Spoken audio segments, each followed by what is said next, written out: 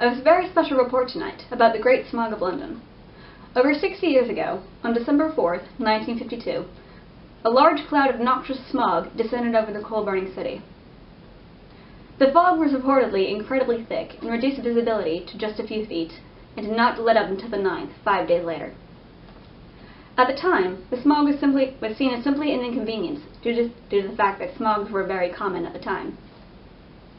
However, it quite literally shut down the entire city. Buses, trains, and taxis were forced to a halt in the middle of the road as the smog thickened and day became black as night. Police officers held flares and torches in the middle of the day in order for drivers to navigate the streets. There are several accounts of the effects that the smog had. Theaters had to be shut down because the smog had grown too thick to see the stage. Young, healthy people's hearts and lungs had failed. Hospitals were overrun with patients who had collapsed in the thick fog, and coroners had begun to run out of coffins.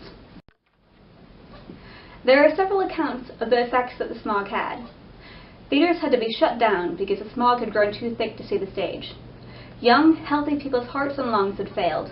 Hospitals were overrun with patients who had collapsed in the thick fog, and coroners had begun to run out of coffins.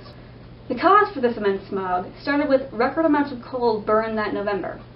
This black smoke would usually dissipate into the atmosphere. However, a weather phenomenon called an anticyclone was hanging over the city.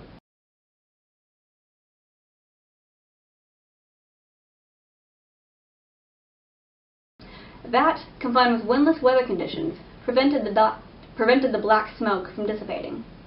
Soon enough, the air in the city and the air in the anticyclone inverted, meaning the black smog in the anticyclone switched places with the air in the city and created the Great Smog of 1952. Due to the official cutoff point of 2 weeks after the smog and the holiday break in record keeping, the official death toll is about 4,000.